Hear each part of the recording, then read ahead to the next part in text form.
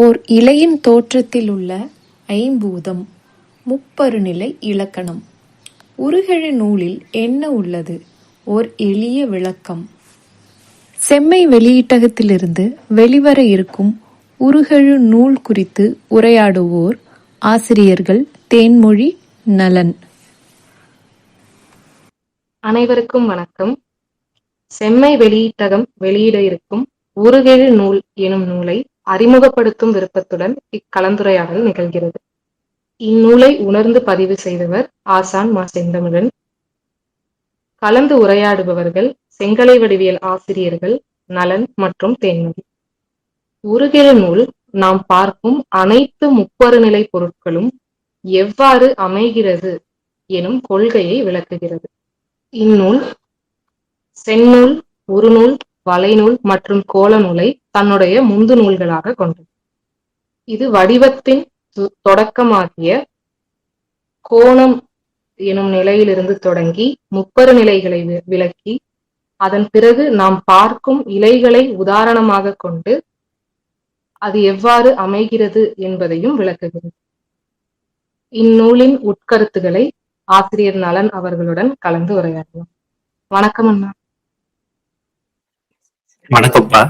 இப்ப இந்த நூல்ல அடிப்படையில ஒரு வடிவம் இடர நிலைகள் ஒவ்வொன்றும் விளக்குற மாதிரி இருக்கு. அந்த வடிவம் இடர நிலைகள்ல இருந்து தோற்றமா எப்படி மாறுது, தோற்றம்ல எப்படிலாம் வடிவங்கள் தோற்றமா மாறி அந்த தோற்றங்கள் எப்படிலாம் இருக்கு, என்னென்ன நிலைகள்ல அந்த தோற்றங்கள் இருக்கு அப்படின்ற அடிப்படையில இருந்து இந்த நூல் இருக்கிறதா நினைக்கிறேன். இப்போ இதுல வந்து வடிவத்தை பத்தி எனக்கு தெரிஞ்சு நீங்க ஏற்கனவே பல கட்டுமானங்கள் அந்த மாதிரி இடத்துல பணிபுரிஞ்சிருப்பீங்க. அது தொடர்புபடுத்தி எனக்கு தெரிஞ்சு இதுல நிறைய புரிஞ்சுக்கலாம். இதோட கொள்கையிலேருந்து கட்டுமானங்களை புரிஞ்சுக்கலாம், ஒரு இயற்கையான வடிவங்களை புரிஞ்சுக்கலாம், இலைகள், தாவரங்கள், மனித உடல் உட்பட தோற்றமா நம்ம பார்க்குற எல்லாத்தையுமே புரிஞ்சுக்கலாம்னு நினைக்கிறேன். அதுக்கு முன்னாடி நம்ம வடிவம்னா என்ன, உருனா என்ன அப்படின்றத சொல்லிடலாம்னு நினைக்கிறேன். அதை நீங்க சொல்றீங்களா? வடிவம் அப்படிங்கிறது நம்ம பார்க்குற எல்லா உருக்களுக்கும் மூலமாக இருக்கிற ஒரு நிலை. அது கண்ணுக்கு படாம மறைவா இருக்கிற ஒரு நிலை அப்படின்னு புரிஞ்சுக்கலாம். இப்ப அந்த வடிவத்துல இருந்து எழுந்து ஒரு உருவா அமையுது அப்படிங்கிறது, அந்த உருவம் அப்படிங்கிற சொல்ல வந்து முப்பரு நிலையில நம்மளால பார்க்கக்கூடிய பொருட்களை குறிக்கிற ஒரு சொல்லா இருக்கு. நன்றி. இதுல முப்பரு நிலைன்னு நீங்களே அறிமுகப்படுத்திட்டீங்க. நம்ம கண்களால இப்ப மனித கண்கள்னா முப்பரு நிலை பொருட்களை மட்டும் தான் பார்க்க முடியும். அதுக்கு முந்தைய பொருட்களை காண இயலாது அப்படின்ட்டு பல இடத்துல சொல்லியிருப்பாரு அண்ணா. அதை இப்ப இதுல வந்து முப்பரு நிலைனா என்ன, முதல்ல பருநிலைனா என்ன, அது ஏன் நம்ம பருப்பொருள்னு சொல்றோம், பருப்பொருளா இருந்தாதான் நம்மளால அதை பார்க்க முடியும், பருத்த பொருள் தான் பருப்பொருள் அப்படின்றதுலேருந்து தொடங்கி பருநிலைகள்னா என்ன, அந்த பருநிலைகள்ல முப்பரு நிலை தான் மனித கண்களால காணக்கூடியதா இருக்கு. அந்த முப்பரு நிலை பொருட்கள்ல அந்த முப்பரு நிலையும் என்னென்ன, அகலம், ஆழம், நீளம் அப்படின்றது இன்னும் வரிசைப்படி சொன்னா ஆழம், அகலம், நீளம் அப்படின்ற வரிசையில தான் அந்த முப்பரு நிலை எழுது அப்படின்ற விளக்கங்களும் இந்த நூல்ல ரொம்ப அழகா இருக்கு. இதை பத்தி நீங்க என்ன நினைக்கிறீங்க? இது எனக்கு ரொம்ப ஒரு விருப்பமான கொள்கை, அந்த முப்பரு நிலை. அதுலயும் குறிப்பா ஆழம் அப்படிங்கிறது.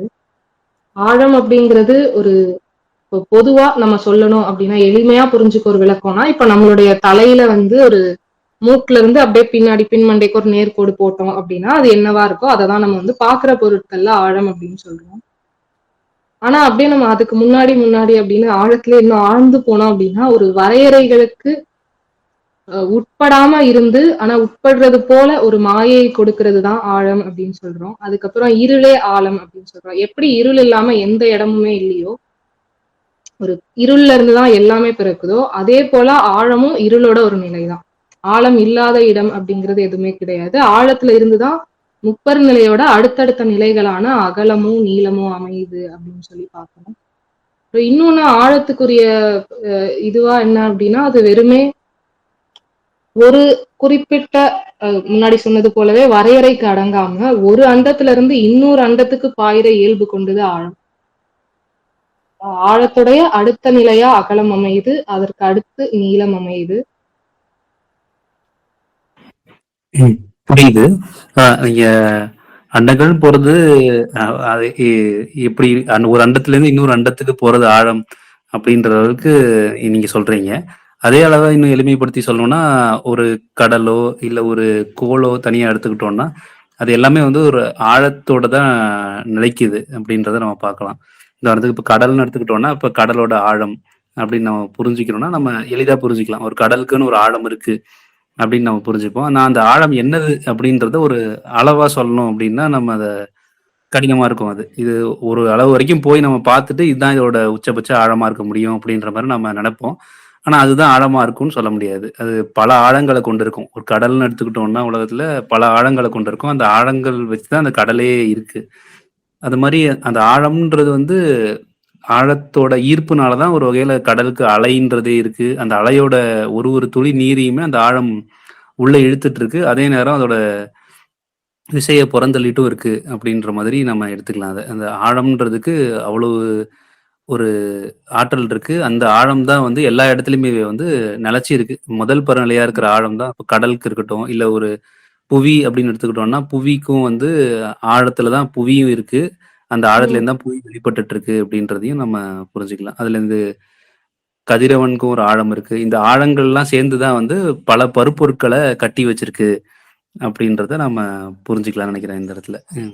அதுலயும் அப்படி ஒரு வரையறைக்கு அடங்காம இருக்கிற அந்த ஆழம், அதற்கு அடுத்த நிலையா இருக்கிற அகலம், நீளம் எல்லாமே வந்து ஒரு நிறுத்தம் பெறும்போதுதான் வந்து பருநிலைகள் அமைகிறத இந்த நூல் விளக்குது. இப்ப நிறுத்தம் அப்படிங்கறத ஒரு அளவைக்கு உட்படுறது அப்படின்னு சொல்லி புரிஞ்சுக்கலாம். அந்த அளவைக்கு உட்படுறது வந்து ஒரு மாயை தான் அப்படின்னா கூட எல்லாமே இப்ப நம்ம பாக்குற எல்லாமே நம்மளோட உடல் எல்லாமே ஒரு மாயை அப்படிங்கறதுதான் இறையியல் விளக்குது. அதன்படி ஒரு வரையறைக்கு உட்படாம அளவுகளுக்கு உட்படாம இருக்கிற இந்த நிலைகள் நிறுத்தம் பெற்று ஒரு அளவைக்கு உட்படும் பொழுதுதான் வந்து முப்பெரு நிலை அமைகிறது அப்படிங்கிறதையும் நூல் வந்து புரியுது அது. அதாவது நீளம், அகலம், ஆழம் அப்படின்றது இப்ப உதாரணத்துக்கு நீண்டுகிட்டே போயிட்டு இருக்குன்னா, ஏதாவது ஒரு இடத்துல நிறுத்தினா தான் ஒரு ஒரு வடிவம் கிடைக்கும் அதுக்கு. அது நீளமா இருக்கட்டும், அகலமா இருக்கட்டும், ஆழமா இருக்கட்டும். அது நீண்டுகிட்டேவோ, இல்ல அகன்றுகிட்டேவோ போயிட்டு இருந்ததுன்னா, ஒரு நிறுத்தமே இல்லன்னா, அந்த பொருளுக்கு அது பொருளாவே ஆகாது. ஏன்னா நீண்டுகிட்டே போயிட்டு இருக்கும். அப்படியே பரவலா பரவி சென்றும் எல்லாமே. அது ஏதாவது ஒரு இடத்துல நிறுத்தம் பெற்றா மட்டும் தான், அதுக்கு ஒரு முழுமை கிடைச்சு, நிறைவு கிடைச்சு, ஒரு பொருளாவே மாற முடியும். அதன் அடிப்படையில நிறுத்தம்ன்றது ஒரு அத்தியாவசியமான ஒரு வினை. அந்த நிறுத்தம்ன்றத பத்தியும் விளக்கியிருக்காங்க. முப்பரு நிலையில நிறுத்தம்லேருந்து தான் தொடங்குறாங்கன்னு நினைக்கிறேன் இந்த நூலையே. முப்பரு நிலையில நீளம், அகலம், ஆழம்னு பார்த்தாலும், இந்த ஆழத்திலயுமே வந்து பல நிலைகள் இருக்கிறதா இந்த நூல் விளக்கியிருக்கு. ஆழத்துக்குன்னு உள்ள நிலைகள் அப்படின்னு சொல்லியும் விளக்கியிருக்காங்க. இப்ப அதெல்லாம் எடுத்துட்டோம்னா, இப்ப சமகால அறிவியல்ல இருக்கிறதுக்கு இது ரொம்ப ஆழமா போகும். இப்ப இருக்கிற அறிவியல்ல நம்ம என்ன கண்டுபிடிச்சிருக்கோம் அப்படின்னு பார்த்தீங்கன்னா, ரொம்ப குறைவா இருக்கும். அணுக்கள் அந்த நிலைமையில இருக்கும். ஆனா இதுல வந்து வடிவங்கள் எப்படி பிறக்குது? நீங்க முதல்ல சொன்ன மாரி வடிவம்ன்றது கண்ணால பார்க்க முடியாதது தான். உருவன்றத தான் நம்ம பார்க்க முடியறது அப்படின்னு விளக்கியிருந்தீங்க. இப்ப இந்த நூல்ல அடிப்படையில ஒரு வடிவம் எப்படி அமையுது? அப்படின்றதுலேருந்து விளக்க ஆரம்பிக்கிறாங்க. ஆழத்தோட 3 நிலைகள் என்ன? அதுலேருந்து வடிவம் எப்படி பிறக்குது?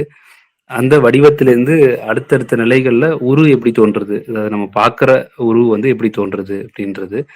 இதுல ஆழமா அ இதுக்கு முன்னாடி அவங்க நீங்க சொன்ன மாதிரி இதுல வடிவ நூல், எண்ணூல் இதெல்லாம் அதோட முந்து நூலா இருக்கு. அதுல அணுக்கொள்கைகள் இதெல்லாமும் விளக்கியிருப்பாங்க. இப்ப இது வந்து ஒரு உருவம் எப்படி தோன்றுது? உருவத்தோட தோற்றம் எப்படி நடக்குது? வடிவத்திலேருந்து உருவம் எப்படி தோன்றுது? அப்படின்றத ரொம்ப அடிப்படையா விளக்குற நூலா இது இருக்கு. இதுல முதல் 3 இயல்கள்ல அந்த வடிவத்தோட அடிப்படை, அந்த வடிவம் எப்படி பெறுது? அப்படின்றத விளக்குற மாரி முதல் 3 இயல்கள் இருக்கு. அந்த இயல்களுமே வந்து முப்பரு நிலைனா என்ன? இப்ப அணுன்றதுக்கு அணுன்றது அருவுருவமா இருக்கிறது. அது உரு கிடையாது அப்படின்றத ஏற்கனவே விளக்கியிருப்பாரு. இப்ப இந்த இடத்துலயுமே ஆழம் அப்படின்றது என்ன? ஒரு நீளம்ன்றது என்ன? அகலம்ன்றது என்ன? இது எப்ப வந்து முழுதா முப்பரு நிலைக்கு அடையுது? இந்த முப்பரு நிலை அடைந்ததுக்கு அப்புறமா, ஆ நம்ம தோற்றமா மாறுறதுக்கு எந்த மாதிரியான கொள்கைகள் தேவைப்படுது? அந்த கொள்கைகளோட தோற்றமா மாறி அடுத்தடுத்த படிநிலைகள்ல எப்படி வருது? அப்படின்றதையும் விளக்கியிருக்காங்க. இப்ப இதுல அதுல எனக்கு தெரிஞ்சு 4வது இயல்லேருந்து 6வது இயல் வரைக்கும் முழுக்க தோற்றத்த பத்தி விளக்கிற மாதிரி இருக்கும். தோற்றம் எப்படி வருது? தோற்றத்தோட அடிப்படை வடிவங்கள் என்னென்ன? தோற்றத்தோட 4 நிலைகள் என்ன? அந்த 4 நிலைகள்ல தோற்றம் எப்படி இருக்கு? அப்படின்றத. 4வது இயல்ல வந்து முதல் மறைமொழியாவே வந்து மறைமொழி வந்து ஏழேல் தோற்றம் அப்படிங்கறதோட முடியுது. அதாவது தோற்றம் பெருகுவதற்கு அடிப்படையா இருக்கிற 4 நிலைகளை வந்து விளக்குது. தோற்றங்கள்ன்றது பெருகிட்டே இருக்கிறது. எண்ணிக்கையில வரம்பில்லாத தோற்றங்கள் இருக்கு. நம்ம வெறுமே ஒரு செடின்னு எடுத்துக்கிட்டா கூட அதுல 2 இலைகள் ஒரே மாதிரி இருக்கிறதே இல்ல. இப்போ வரம்புல அடங்காத அளவுக்கு அப்ப வெறுமே ஒரு செடியில அவ்வளோனா நம்ம இன்னும் இத்தனை உருக்கள் பார்த்தோம் அப்படின்னா அது ஒரு வரையறைக்கு உட்படாம அப்படியே வியப்புக்குரியதா இருக்கு. ஆனா அப்படி அத்தனையா அது பெருகிறதுக்கும் அடிப்படையா ஒரு 4 நிலைகள்ல இருந்துதான் பெருகுது அப்படிங்கிறதும் ஒரு ஒரு வியப்புக்குரிய கருத்தாதான். ஆமா. அது கண்டிப்பா ரொம்ப வியக்கக்கூடிய கருத்தா இருக்கு. ஏன்னா, நம்ம பல இலைகள், பல வகைகள்ல இலை, இல்ல பூ, இல்ல உருவங்கள் எல்லாமே நெறைய பல வகைகள்ல பார்த்திருக்கோம். அவ்வளவுக்கும் அடிப்படையா ஒரே ஒரு 4 நிலைகள் தான் இருக்கு. அப்படிங்கும்போது, அது ரொம்ப ஆச்சரியமா இருக்கும். அதுவும் அது விளங்கிக்கணும்னா இன்னும் ரொம்ப வியப்பாவே இருக்கும் அது. மடு, வளை, கூர், கூம்பு அப்படின்னு 4 நிலைகள் இந்த நூல்ல குடுத்திருப்பாங்க. இதுல ஒரு ஒரு நிலையும் வந்து விளக்கியிருப்பாங்க. மடுனா என்ன? வளைனா என்ன? கூர்னா என்ன? கூம்புனா என்னன்னு. இப்ப இதுல எல்லாமே நம்ம வந்து எளிதில பார்க்கக்கூடிய வடிவங்கள். இப்ப வளை வடிவம்ன்றது ரொம்ப அடிப்படையா இருக்கிற வடிவம். எல்லாத்துலயுமே வந்து நம்ம பார்க்கலாம். வளையா இருக்கிறது. வளையாம எந்த வடிவமும் இருக்காது. நம்ம பார்க்கக்கூடிய எல்லா பொருட்களுமே வளைந்து தான் இருக்கும். வளையாத பொருட்கள நம்ம கண்களாலே பார்க்க முடியாது. மனித கண்களாலே பார்க்க முடியாதுன்றது ஒரு உண்மைதான். அதுலயுமே வந்து இப்போ ஒரு இலைன்னு உதாரணம் எடுத்துக்கிட்டோம்னா, ஒரு இலையில எவ்வளவு வளைகள் இருக்கு. இந்த வளைகள் தான் அடிப்படையா அந்த இலையே உருவாக்குது அப்படின்ற மாரியே நமக்கு புரிஞ்சுக்கலாம் நம்ம அத. அந்த வளைகள்லேருந்து அடுத்த நிலைகள்ல கூர், கூம்பா எப்படி ஆகுது அப்படின்றதையும் நம்ம பார்த்து புரிஞ்சுக்கலாம்னு நெனைக்கிறேன். அவ்வளவு வடிவங்களும் இந்த மொத்த 4 நிலைகளுக்குள்ள அடக்க முடியுது அப்படின்றது ரொம்ப வியப்பான ஒரு விஷயம் தான் அது. இதுல இன்னொன்னும் சிறப்பு என்னன்னா அந்த ஒவ்வொரு நிலைகளுக்குரிய வினைப்பாடும் சேர்த்து கொடுத்திருக்காங்க. அந்த ஒவ்வொரு நிலையிலயும் ஐம்பூதம் எப்படி செயல்படுது அப்படிங்கறதையும் இணைத்து விளக்கியிருக்கிற ஒரு நூலுங்கிறனால அந்த ஒரு இலையோட வடிவத்தை வச்சு அதோட தன்மையும் அதோட இயல்பையும் இல்லைன்னா அதனுடைய இயல்பை வச்சு அதனுடைய உருவ புரிஞ்சுக்கிறதுக்கு ரொம்ப ஒரு ஆர்வமா ஒன்ன வச்சு இன்னொன்னு புரிஞ்சுக்கலாம். அதே மாதிரி எதிர்ப்புறமாவும் புரிஞ்சுக்கலாம் அப்படிங்கிற அளவுக்கு ஆழமா போய் இந்த நூல் விளக்கியிருக்கு. அந்த வினைகள் அப்படியே விளக்குறீங்களாண்ணா? கண்டிப்பாப்பா. அதாவது சொல்லணும்னா, இந்த ஒரு நூல் வந்து இந்த வடிவத்துக்கும் ஒரு வகையில முப்பொருளுக்கும் ஒரு தொடர்புடையதா கூட இருக்கலாம். ஏன்னா, வடிவமா நம்ம பார்க்கும்போது ஒவ்வொரு வினையுமே நம்ம புரிஞ்சுக்கலாம். இப்ப வளைன்றது எந்த வினையில இருக்கு, கூறுன்ற நிலை எந்த வினையில இருக்கு, கூம்புன்ற நிலை எந்த வினையில இருக்கு அப்படின்றது. இப்ப அந்த வினைகள வச்சு நம்ம அடுத்து முப்பொருள் கொள்கைக்கே எடுத்துட்டு போகலாம் அப்படின்ற அளவுக்கு இந்த நூல் வந்து 2க்கும் உள்ள தொடர்பாவே நம்ம புரிஞ்சுக்கலாம்னு நெனைக்கிறேன். இப்ப இதுலயுமே ஒவ்வொரு நிலைகளையும் இப்ப வளைன்ற நிலை நம்ம பொதுவா பார்த்தாலே தெரியும். வளைந்து இருக்கிறது தான் நம்ம வளைன்னு சொல்றோம். இப்ப அதுல கூறுன்ற நிலை சில இலைகள உதாரணமா எடுத்துக்கிட்டோம்னா புரியும்னு நெனைக்கிறேன். அதாவது இப்போ வேப்ப இலைன்னு எடுத்துக்கிட்டோம்னா, அதோட முனை கூரா இருக்கிறத நம்ம எளிதில புரிஞ்சுக்கலாம். அந்த மாரி கூரா இருக்கு ஒரு இலை. இல்ல கூரா ஒரு முனை இருக்கு அப்படின்றத நம்ம புரிஞ்சுக்கலாம். கூம்புன்றதும் அதே மாரி தான். இப்போ ஒரு முனையில ஒரு கூம்பா ஒரு வடிவம் இருக்கிறத நம்ம எளிதில பார்க்க முடியும் இலைகள்ல. கூம்பு வடிவமும் நெறைய இலைகள்ல இருக்கிறது தான். உதாரணத்துக்கு தேக்கு இலைலாம் எடுத்துக்கிட்டோம்னா, முனை கூம்பா இருக்கும் அப்படின்னு. இப்ப இதுல ஒவ்வொரு வடிவமுமே ரொம்ப எளிதான வடிவங்கள். அது வளையா இருக்கட்டும், கூரா இருக்கட்டும், கூம்பா இருக்கட்டும். இது எல்லாம் இலைகள், பூக்கள், மனித உடல்கள்ல கூட நம்ம இதே நிலைகள தான் பார்க்கலாம். ஆனா இத வினையோட சேர்த்து புரிஞ்சுக்கும்போது நீங்க சொன்ன மாதிரி இன்னும் அதிக புரிதல குடுக்குற மாதிரி இருக்கு. இல்ல அதுலயும் இப்ப இந்த கூர் கூம்பு அப்படிங்கறத வந்து இன்னும் கொஞ்சம் ஆழமா போலாம் அப்படின்னு தோணுது. இப்ப கூர் அப்படிங்கிறது வந்து நம்ம ஒரு ஒரு கூர்முனை அப்படிங்கிறது எளிதா புரிஞ்சுக்கிறதா இருந்தாலும் அதுக்கும் கூம்புக்குமான வேறுபாடு வந்து ரொம்ப ஆழமான ஒரு வேறுபாடா மெல்லிய வேறுபாடா இருக்கு. நம்ம பொதுவா கூர் கூம்பு அப்படிங்கிற 2 சொல்லையுமே வந்து ஒரே பொருள்ல தான் பெரும்பாலும் பயன்படுத்திட்டு இருக்கோம். பயன்பாட்டுல இருக்கிறது. ஆனா கூர் அப்படிங்கிறது வந்து நல்ல ஒரு எடுத்துக்காட்டானா மூங்கில் இலைகள் அல்லது தென்னை இலைகள் அத வச்சு நம்ம கூர் அப்படிங்கறது விளக்கலாம். கூருக்கு நீங்க சொன்ன மாதிரி இந்த தென்னை இலை, தென்னை ஓலை இதெல்லாமே நம்ம சொல்லலாம். பனை ஓலை இதெல்லாமே கூர் முனைகளுக்கு நம்ம விளக்கமா சொல்லலாம். கூம்புன்றது அ 2 அடிப்படையில சொல்லலாம். ஒண்ணு வந்து நம்ம வடிவத்த வச்சு சொல்லலாம். இன்னொன்னு அதோட இயல்பு வச்சு சொல்லலாம். அதோட கூர் முனைகள் எல்லாமே வந்து ஒண்ணா சேர்ந்து ஒரு கூம்புன்ற ஒரு வடிவத்த உண்டு பண்ணும். அத இப்ப மொத்தமா பார்த்தோம்னா, இப்ப தென்னை ஓலைகள் கீறி இருக்கும். அது கீறுனது இல்லாம மொத்தமா பார்த்தோம்னா, அது ஒரு கூம்பா இருக்கும் அந்த வடிவம். அப்படி நம்ம அத புரிஞ்சுக்கலாம். பல கூறுகள் வந்து ஒண்ணா சேர்த்து ஒரு பின்னலா கட்டப்பட்டா, அது வந்து கூறுகள் ஆகும். அதாவது வந்து கூறுன்றதுக்கும், கூர் அப்படின்றதுக்கும் வேறுபாடு இருக்கு சொல்ல. அது இடையின ரகரம், இன்னொன்னு வல்லின ரகரம் வரும். இப்ப வல்லின ரகரம் எடுத்துக்கிட்டோம்னா, கூறு அப்படின்றது ஒரு கூறு பல கூறுகளா இருக்கு அப்படின்றத நம்ம புரிஞ்சுக்கலாம். இப்போ ஒரு இலைன்றது பல கூறுகளோட ஒரு தொகுப்பா இருக்கு அப்படின்ற மாரி புரிஞ்சுக்கலாம் நாம. அந்த மாரி பல கூறுகளோட தொகுப்பா இருக்கிறது ஒரு கூம்பு வடிவம் அப்படின்றத எளிதில நம்ம பார்க்கலாம். பல இலைகள் உதாரணத்துக்கு எடுத்துக்கிட்டோம்னா, இப்ப தேக்கிலையே எடுத்துக்கிட்டா கூட பல கூறுகள் இருக்கும் அதுக்குள்ள அப்படின்றத பார்க்கலாம். தனித்தனி கூறா இருக்கும். ஒரு ஒரு கூறும் வந்து வேற வேற மாதிரி இருக்கும். தனி இயல்புகளோட இருக்கும். அந்த ஒரே இலைன்னு எடுத்துக்கிட்டா கூட அந்த இலைகளோட வண்ணங்கள் மாறுபடும். இந்த இலைகளோட பல அடுக்குகள்ல வண்ணங்கள் இருக்கும் அதுல. இப்ப இதுவே அ தேக்கிலையே நீங்க உதாரணமா எடுத்துக்கிட்டீங்கனாலுமே, அதுல ஒரு ஒரு இடத்துலயுமே அந்த பச்சை வண்ணமே வந்து அடுக்குகளா இருக்கும். பல அடுக்குகள்ல இருக்கும். அந்த மாரி சுவை அடுக்குகள் மாறுபடும். இது எல்லாமே வந்து ஒரு ஒரு கூறுக்கும் தனித்தன்மைகளோட இருக்கும் அது. அத நாம வந்து தெளிவா புரிஞ்சுக்கலாம். அந்த கூம்பு வடிவத்துல. கூறு வடிவம்னு எடுத்துக்கிட்டீங்கன்னா, உதாரணத்துக்கு ஒரு மூங்கில் இலையோ, இல்ல ஒரு தைல மர இலையோ எடுத்துக்கிட்டோம்னா, அதோட கூர் முனைகள் வந்து அப்படியே சார்ந்து இருக்கும். அது கூரா இருக்கும் அந்த முனை. ஆனா, அதுல வந்து உள்ளுக்குள்ள பல கூறுகளா இருக்குமான்னா, ரொம்ப குறைவா இருக்கும் அது. அது அந்த அளவுக்கு கூறுகளா பிரிக்க முடியாது. கூர் வடிவம் மட்டும் தான் அதுக்கு பார்க்க முடியும். அத நாம வந்து எளிதில விளங்கிக்கலாம். ஒரு தேக்கு இலையையும், ஒரு தைல மர இலையையும், இல்ல ஒரு மூங்கில் இலையையும் நம்ம வேறுபடுத்தி புரிஞ்சுக்க முயற்சி பண்ணோம்னா, எனக்கு தெரிஞ்சு அதுல கூர் அப்டின்னா என்ன?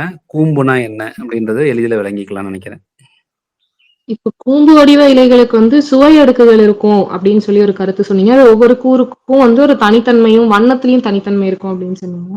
அந்த சுவை அடுக்குகளுக்கு வந்து ஒரு மா இலை, கொய்யா இலை அதெல்லாம் உதாரணமா வச்சு புரிஞ்சுக்கலாம் இல்லையா? அதுல வந்து ஒரு அடிப்படையா துவர்ப்பு, கசப்பு, இப்ப மால வந்து ஒரு மெல்லிய புளிப்பு அப்படின்னு சொல்லி இலைகள்லயே வந்து அப்படியே அந்த சுவை அடுக்குகள வந்து ரொம்ப நல்லா பார்க்க முடியுது. அது மட்டும் இல்லாம அந்த இலைய பார்க்கும்போதும் அதுல இருக்கிற நரம்புகள் வந்து அந்த இலைய ரொம்ப தெளிவா அப்படியே தனித்தனி பகுப்புகளா, கூறுகளா பிரிச்சிருக்கிறதையும் வந்து பார்க்க முடியுது. ஆமா, கண்டிப்பா. இந்த இந்த உதாரணங்கள் ரொம்ப எளிதாவே இருக்கு நீங்க சொன்னது. மா இலை, கொய்யா இலை இதெல்லாம் அ ரொம்ப நிலைத்தன்மையான இலைகள். அதுவும் ரொம்ப எளிதா புரிஞ்சுக்கலாம் அந்த கூம்பு வடிவத்த நெனைக்கிறேன். இப்ப நீங்க சொன்ன இதோட சேர்த்து நம்ம அந்த வினைகளையும் நீங்க கேட்ட மாரி அந்த வினைகளையும் சேர்த்து புரிஞ்சுக்கிட்டோம்னா, இன்னும் தெளிவா விளங்கிக்கலாம்னு நெனைக்கிறேன். அதாவது இதுல வந்து 4 வினைகள் குடுத்திருப்பாங்க. அ ஐம்பூத சுழற்சி, வளிவினை, வெவ்வினை, அ நிலவினை அப்படின்ட்டு 4 வினைகள அண்ணன் குறிப்பிட்டிருப்பாரு. இதுல ஒவ்வொரு வினைகளையுமே வந்து ஒவ்வொரு வடிவ நிலைகளோட மடு, வளை, கூர்க்கூம்புன்ற நாளோடையும் ஐம்பூத சுழற்சி, வளிவினை, வெவ்வினை, நிலவினை 4த்தையும் அப்படி நேரடியா பொருத்தி புரிஞ்சுக்கலாம். அப்படின்ற மாரி தான் இந்த நூல்ல விளக்கியிருப்பாரு. இதுல ஒவ்வொன்னுத்துக்குமே வந்து இந்த வினைகள் எப்படி செயல்படுது? இப்ப வளிவினைன்னா, அங்க வந்து வளி தான் முக்கியத்துவம் வாய்ந்ததா இருக்கு. அந்த வளினால என்ன நடக்குது? அந்த வளியோட சுழற்சியில அங்க இலையோட தன்மை எப்படி இருக்கு? வெவ்வினைன்றப்ப அங்க வெப்பம் என்ன மாதிரியான மாறுபாடுகள உண்டு பண்ணுது? இப்ப அந்த வளியிலேருந்து வெப்பம்னு அடுத்த நிலைக்கு வரப்ப, அது என்னவா இருக்கு? அடுத்து கூம்புன்னு வரப்ப நிலைத்தன்மை அடையுது அப்படின்றதையும் விளக்கியிருப்பாரு. இப்ப இதுல சொல்லணும்னா, இந்த 50 படிநிலையுமே இங்க நம்ம விளங்கிக்கலாம். அதாவது 50 படிநிலையா நம்ம வந்து ஆகாயம், காற்று, வெப்பம், நீர், நிலம் இப்படின்றத சொல்லுவோம். இப்ப இந்த 50 வரிசையிலயுமே அந்த வரிசைய இங்க பொருத்தலாம் நம்ம தெளிவா. இப்ப மடுன்றது 50 சுழற்சி. ஒரு வகையில வந்து இது ஆகாயத்துக்கு நிகரா பார்க்கலாம். அடுத்து வளைன்றது வரப்ப வளி. வளின்றது காற்றோடைய ஒரு நிலையா குறிப்பிட்டிருப்பாங்க. இப்ப வளின்றது பிறக்குது முதல்ல அப்படின்றத நம்ம அங்க புரிஞ்சுக்கலாம். அடுத்து அந்த வளியிலேருந்து வெப்பம், நீர், அடுத்து அதோட இறுதியா நிலம் அப்படின்றத நிலைத்தன்மையுடையது நிலம் அப்படின்றத ஐம்பூதத்துல நம்ம பார்த்திருப்போம் அந்த கொள்கையில. இப்ப இதன் அடிப்படையில வந்து வளியோட வினைய வச்சே நம்ம வந்து தனித்தனியா புரிஞ்சுக்கலாம் அப்படின்ற மாரி குடுத்திருப்பாங்க. வளிவினை, வெவ்வினை, நிலவினைன்னு 3 சொன்னாலும், அதுலயுமே வளிவினைன்றது என்ன? வெவ்வினைன்றது என்ன? நிலவினைன்றது என்னன்னு தனித்தனியா பார்த்தோம்னா, இன்னும் ஆழமா பார்க்கும்போது அது ஒவ்வொன்னையும் ரொம்ப அழகா விளக்கியிருப்பாங்க இந்த நூல்ல. வளின்றது முந்து வளினா என்ன? உந்து வளினா என்ன? விரவு வளி அப்படின்னு சொல்லி 3ஆ விளக்கியிருப்பாங்க. முந்து வளி, விரவு வளி, அ உந்து வளி அப்படின்னு 3ஆ விளக்கியிருப்பாங்க. இது ஒவ்வொரு வளியும் வந்து ஒரு ஒரு வடிவ நிலைகளோட எப்படி தொடர்புபடுத்துறது? அப்படி தொடர்புபடுத்தி புரிஞ்சுக்கிட்டோம்னா, நமக்கு வந்து அந்த இலையோட வினை என்ன? அந்த இலை வந்து எந்த வினையில இருக்குன்றத நம்ம புரிஞ்சுக்கலாம். ஒரு வகையில சொல்லணும்னா, இது அடிப்படையில தான் வந்து நம்ம மருத்துவத்த கூட புரிஞ்சுக்கலாம். அதாவது சில மருத்துவ நிலைகளுக்கு கொழுந்து இலைகள பயன்படுத்துங்க. சில மருத்துவ நிலைகளுக்கு முற்றிய இலைகள் எடுத்து பத்து போடுங்க. சிலதுக்கு வந்து நடுநிலையில இருக்கணும் இலைகள். முற்றியதாவும் இருக்கக்கூடாது, கொழுந்தாவும் இருக்கக்கூடாது அப்படின்ற மாரி விளக்குவாங்க. அதுக்கு காரணம் என்ன? ஒரு கொழுந்து நிலையில ஒரு இலையில எந்த மாதிரியான வினை அதிகமா இருக்கும்? அதுல வெம்மை அதிகமா இருக்குமா? இல்ல வெப்பம் அதிகமா இருக்குமா? இல்ல ஏன் அத சொல்றாங்க? இப்ப அதுவே வந்து நல்ல முதிர்ந்த இலைகள் அப்படின்னு எடுத்தோம்னா, அதுல வந்து நிலைத்தன்மை அதிகமா இருக்கும். இப்ப அதுல எந்த மாதிரியான வினைகள் அதிகமா இருக்கும், அந்த வினைகளுக்கு அடிப்படையா வச்சுதான் அவங்க அந்த மருத்துவத்தையே முடிவு பண்றாங்க.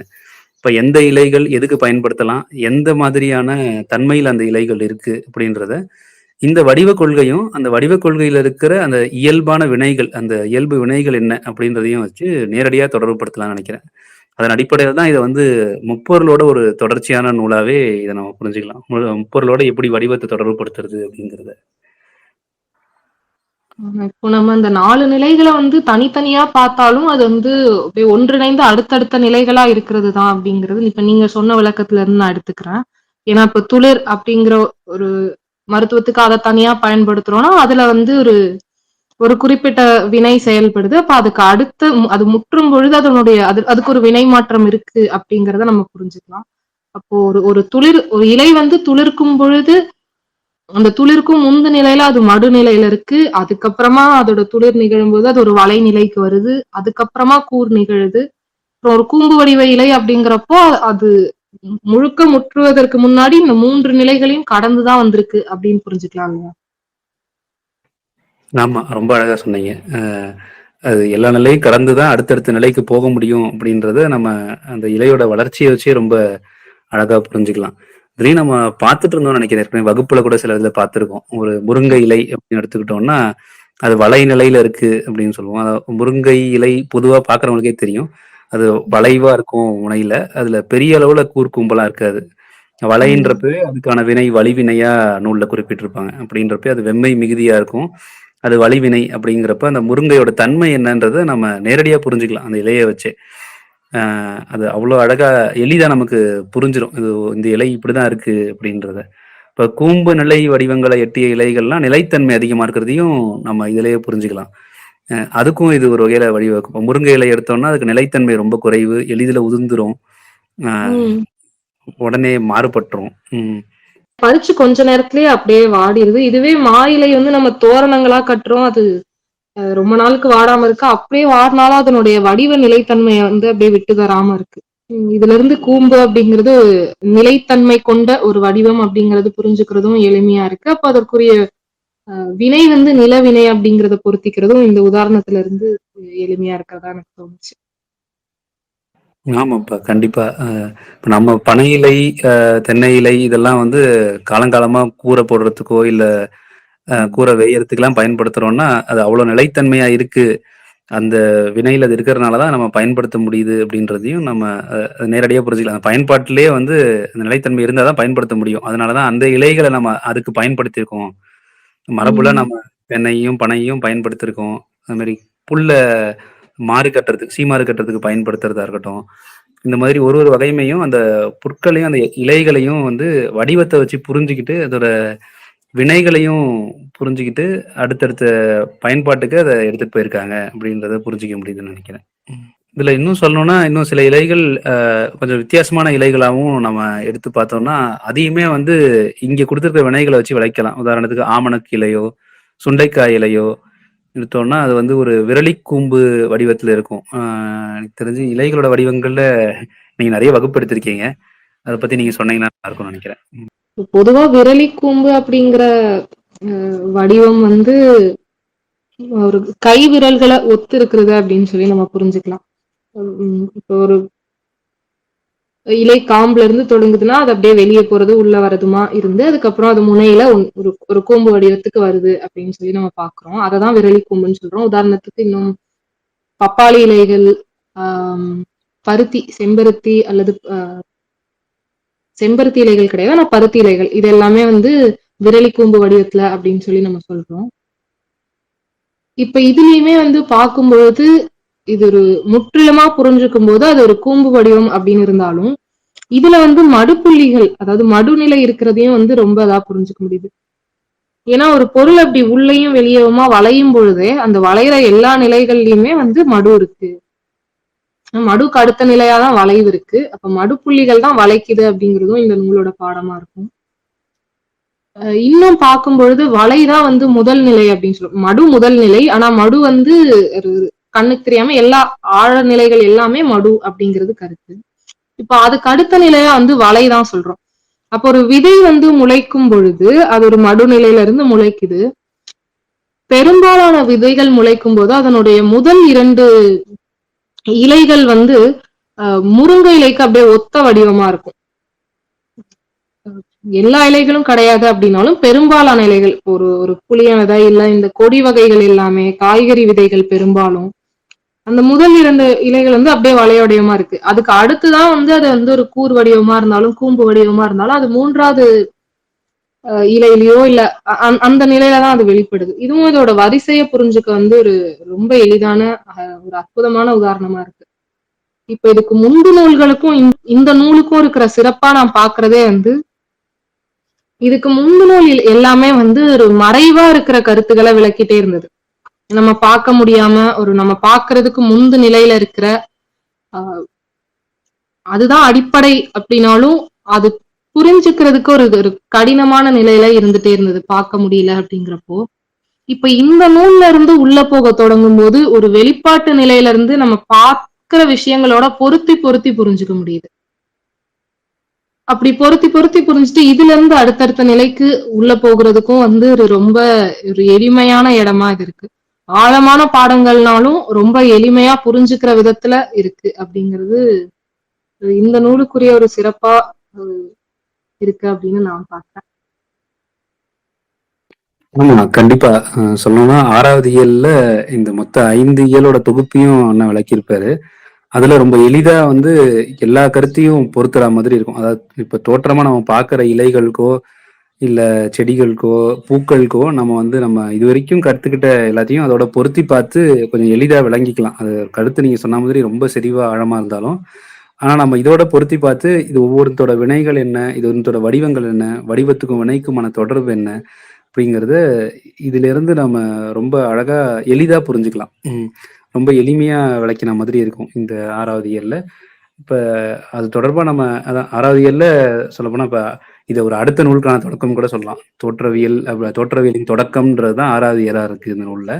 இல்ல அடுத்து தோற்றவியல் அப்படின்றது இன்னும் எவ்வளவு செறிவா வரப்போகுதுன்றதுக்கான ஒரு ஆர்வத்த தூண்டுற மாதிரி இருக்கு. இன்னும் தோற்றவியல்ல இன்னும் என்னென்ன பாடங்கள் இருக்கு, அந்த தோற்றங்கள் எப்படிலாம் இருக்குன்றதோட பாடங்கள் என்ன? இலைகள், பூக்கள், அதுவும் நம்ம பார்க்குற இப்ப வடிவங்கள், உயிரினங்கள், அ அ தாவர சங்கம உயிரினங்களோட வடிவங்கள் ஒவ்வொன்னும், அது வினைகளுக்கு எந்த அளவுக்கு அ துணையா இருக்கு அப்படின்றது எல்லாமே வளர்க்கறதா அடுத்து தோற்றவியல் இருக்கும் அப்படின்றப்ப ரொம்ப ஆர்வத்த தூண்டுற மாரி இருக்கு. எல்லா வடிவத்துக்கும் வந்து நம்ம மூலநிலை எண்கோணம், அதாவது எண்ணிலையில இருந்து பிறக்கிற எண்கோணம் அப்படிங்கிறது நாம் இதுக்கு முந்தைய பாடங்கள் எல்லாமே. அந்த எண்கோணத்துடைய இயல்புகள் என்னவா இருக்கு, அது எப்படி ஒரு முப்பரு நிலை அமையறதுக்கு முந்து நிலை பாடங்களா தான் இது வரைக்கும் பார்த்துட்டு இருந்தோம். கோலநூல் வந்து ஒரு வகையில அந்த முப்பரு நிலையை எப்படி எட்டுது அப்படிங்கறத விளக்குறதா இருக்கு. வலைநூலுமே அதனுடைய சில பகுதிகளை விளக்கியிருக்கு. இப்ப இது வந்து அந்த எண்கோணத்துல அமையிற ஒரு 4 நிலைகளை நேரடியா சொல்லி அதுவும் அது பாக்குற நிலைக்கு கூட்டிட்டு வந்து விட்டுருக்கு அப்படிங்கிறது ஒரு கருத்தா இந்த நூல்ல இருக்கு. இப்போ ஒரு இலைய எப்படி எண்கோணமா பாக்குறது அப்படிங்கறதையும் இந்த நூல் வந்து விளக்குது. எண்கோணத்துல வந்து ஒரு மீக்கும் இருக்கிறத விட்டம்னு சொல்றோம். அந்த எண்கோணத்துக்குரிய நீளம் அப்படின்னு நம்ம அதை தான் வரையறுக்கிறோம். அதே போல ஒரு இலைய பார்த்தோம் அப்படின்னா அதனுடைய காம்பு முனையில இருந்து அந்த இலை முனைக்கு இருக்கிற தூரம் தான் வந்து அதனுடைய நீளம் அப்படின்னு சொல்லி நம்ம எடுத்துக்கிறோம். ஏன்னா எது நீண்டு இருக்கோ அதுதான் நீளம் அப்படிங்கிறது கொள்கை. இப்போ இதுக்கு அடுத்து அதனுடைய குத்து கோணம், அந்த இலைக்குரிய கோணம் வந்து ஒரு சுழற்சி அமையும் போது இல்ல ஒரு எண்கோணத்துக்குரிய கோணம் சுழற்சி அடையும் பொழுது அந்த கோணம் வந்து ஒரு இடத்துல இருந்து இன்னொரு இடத்துக்கு அகன்றுது. அப்படி அகன்று போது அமைகிற அளவை தான் வந்து அகலம் அப்படின்னு சொல்லி நம்ம பார்க்கிறோம்.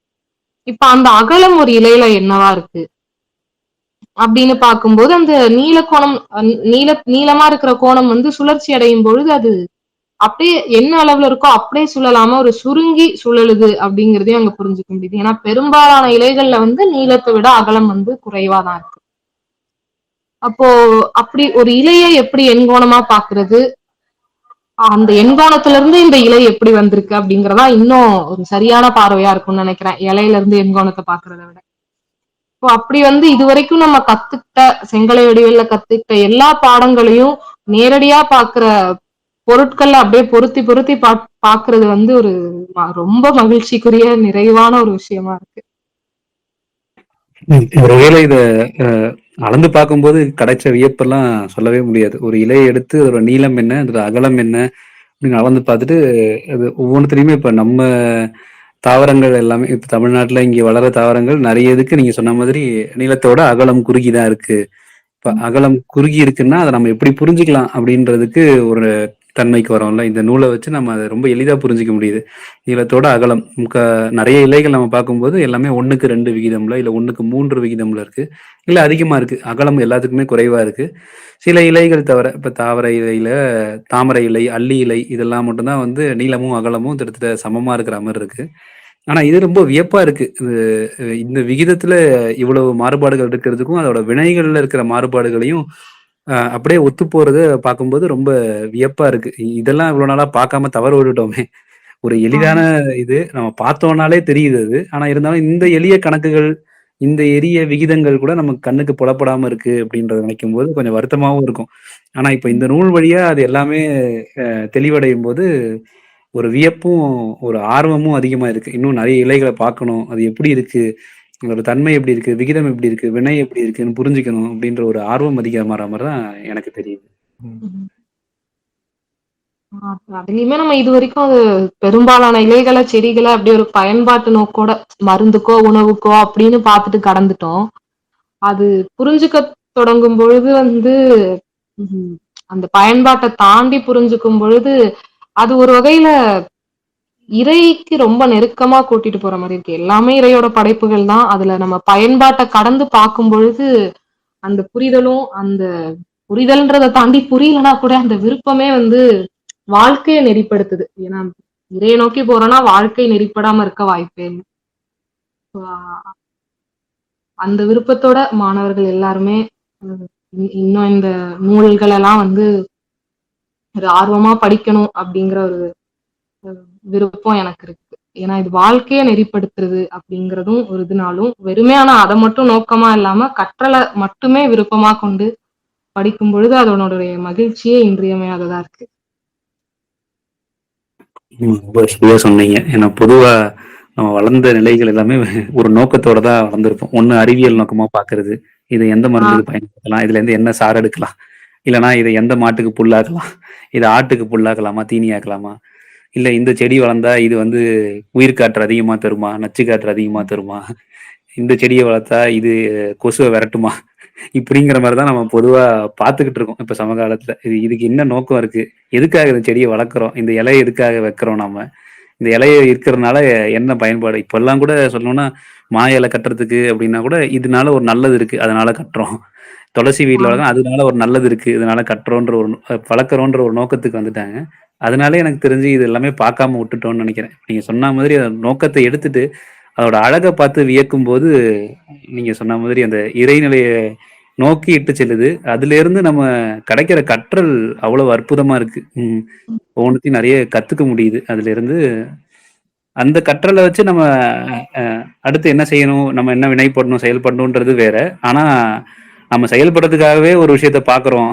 இது மருத்துவத்துக்காக தான் பயன்படுத்த போறேன் அப்படின்றத முடிவு பண்ணிட்டு அத பார்க்கறதுக்கும் வேறுபாடு நல்லா தெளிவா தெரியுது. அடிப்படை இறையியல் விளங்குது நீங்க சொன்ன மாதிரி.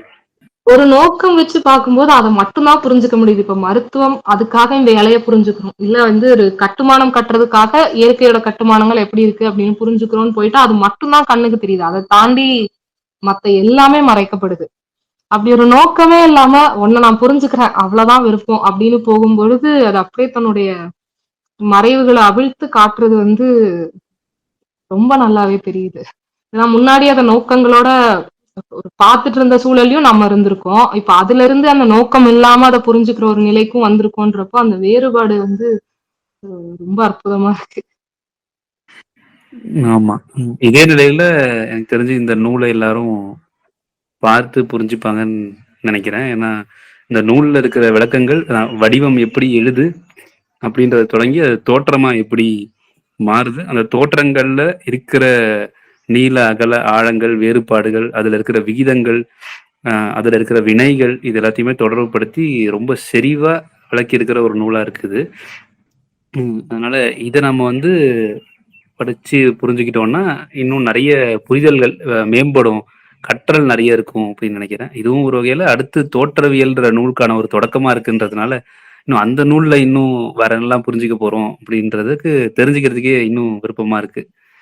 இப்ப இத்தன அடுக்குகளையும் வடிவங்கள், தோற்றங்கள், அந்த தோற்ற நிலைகள் என்னென்ன? இந்த தோற்ற நிலைகளுக்கான வினைகள் என்னென்ன? இத்தனையுமே விளக்கி இந்த நூல் செறிவா குடுத்திருக்கு. அ இந்த நூல படிக்கும்போது கிடைக்கிற வியப்பும், ஆர்வமும் எனக்கு தெரிஞ்சு ரொம்ப அதிகமா இருக்கும்னு நெனைக்கிறேன். இந்த உருக்கெழு நூல்ல இந்த 6 இயல்கள்லயுமே பார்த்தீங்கன்னா, ரொம்ப தெளிவா ஒரு வடிவம் எப்படி உருவாகுது? அந்த வடிவ நிலைகள் என்னென்ன? அதோட முப்பரு நிலையா அது எப்படி வளர்ச்சி அடையுது?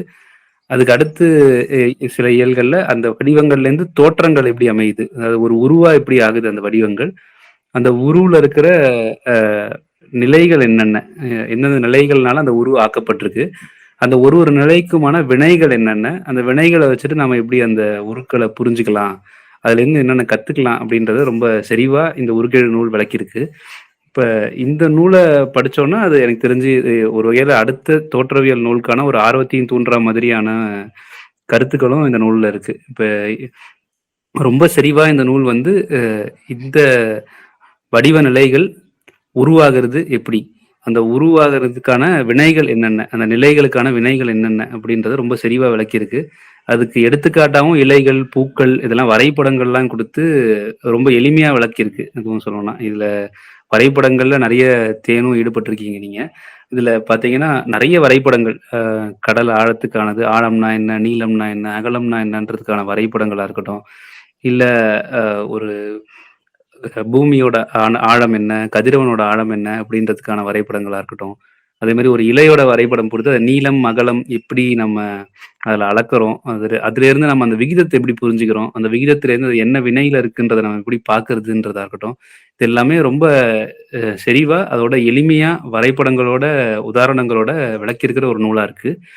அதனால எனக்கு தெரிஞ்சு இத படிச்சோம்னா, நெறைய கற்றல் மேம்படும்னு நெனைக்கிறேன். தோற்றமா இருக்க நம்ம ஒரு ஒரு இலையோ, தாவரத்தையோ இல்ல எந்த உருவம் எடுத்தாலுமே, இப்போ ஒரு மாடு, ஆட பார்த்தா கூட அதோட தோற்றத்த பார்த்து, அதோட உருவ பார்த்து நம்ம அத விளங்கிக்கிறதுக்கு நம்மளே வந்து ஒரு தூண்டுதலா இருக்கும். இந்த நூல படிச்சோம்னா. நம்மளே இந்த உருவ வச்சு இது என்ன வினை புரியுது அப்படின்றத புரிஞ்சுக்கலாமே அப்படின்ற மாதிரியான அடுத்த நிலைக்கு நம்மளோட கற்றல எடுத்து செல்றதுக்கு இந்த நூல் வந்து ரொம்ப உதவியா இருக்கும்னு நெனைக்கிறேன்.